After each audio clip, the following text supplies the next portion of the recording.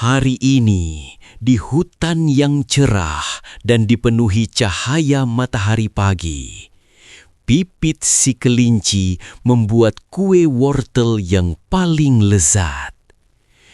Pipit sangat teliti menghias bagian atas kue dengan krim lembut dan potongan wortel segar.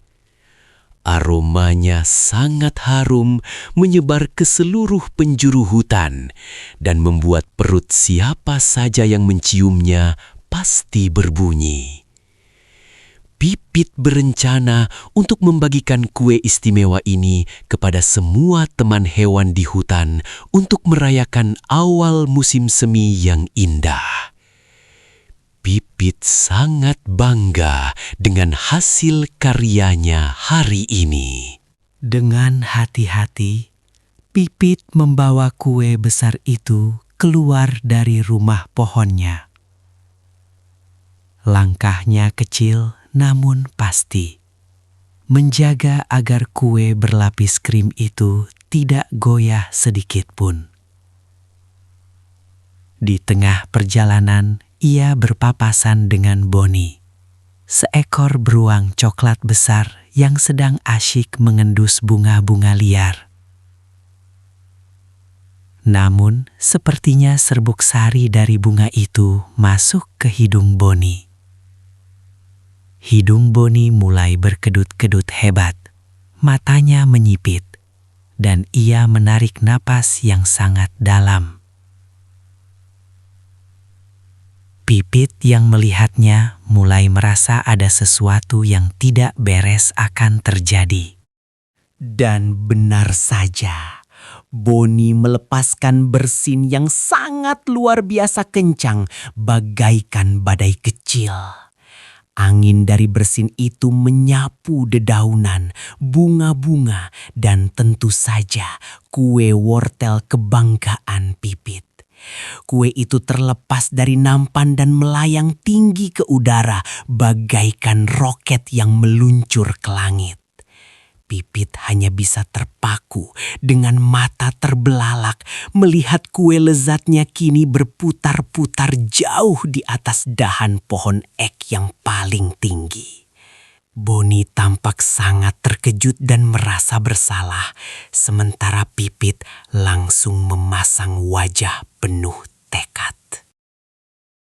Tanpa membuang waktu sedetik pun, Pipit langsung berlari secepat kilat untuk mengejar kuenya yang terus terbang terbawa angin sepoi-sepoi.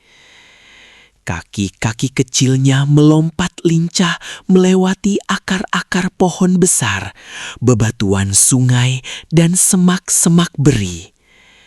Ia tidak akan membiarkan pesta kuenya gagal begitu saja. Sambil terus menatap ke langit, Pipit mengerahkan seluruh tenaga kelincinya yang luar biasa. Ia melompat dari satu batu ke batu lain, bertekad bulat untuk menangkap kembali kue wortel itu sebelum jatuh menyentuh tanah dan hancur berantakan. Angin membawa kue itu semakin tinggi mendekati dahan-dahan rindang. Pipit menyadari ia butuh dorongan lebih untuk melompat tinggi. Dengan cerdik, ia memanfaatkan sebuah jamur raksasa berwarna merah bintik putih yang sangat empuk di tepi jalan sebagai trampolin alami. Pipit mengambil ancang-ancang mundur, lalu berlari dan melompat tepat di atas kepala jamur tersebut. Tubuh mungilnya memantul sangat tinggi, menembus rimbunnya dedaunan hijau, mendekati posisi kue wortel yang masih melayang bebas di udara. Di atas sana, sekawanan burung biru kecil yang sedang bersantai di sarangnya ikut terkejut melihat sebuah kue wortel terbang melewati mereka. Burung-burung itu mencoba membantu menahan laju kue dengan sayap-sayap mungil mereka. Namun kue itu justru memantul pelan ke arah daun-daun lebar bak perosotan. Pipit yang masih melayang di udara mengikuti arah jatuh kue itu. hutan seolah ikut menahan napas melihat aksi akrobatik luar biasa.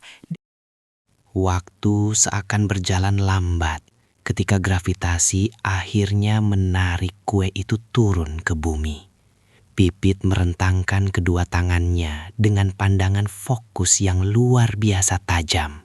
Tepat sebelum kue berlapis krim lezat itu mencium rerumputan hijau, Pipit meluncur dengan lututnya dan berhasil menangkap nampan kue itu dengan sempurna. Tidak ada satupun hiasan wortel yang bergeser. Pipit menghembuskan napas lega yang panjang sambil memeluk nampan tersebut, disambut oleh sorakan riang dari burung-burung kecil yang menyaksikan aksi penyelamatan. Akhirnya, pesta musim semi pun dapat dimulai dengan meriah di tengah padang rumput yang dihiasi bunga-bunga bermekaran. Boni sang beruang datang membawa sekeranjang buah beri segar sebagai permintaan maaf atas insiden bersinnya. Pipit dengan senang hati memotong kue wortel yang utuh itu dan membagikannya kepada Boni, burung-burung, dan hewan-hewan lainnya. Semua hewan menikmati kelezatan kue buatan Pipit sambil tertawa bahagia. Petualangan mengejar kue hari ini menjadi cerita yang paling berkesan bagi seluruh penghuni hutan.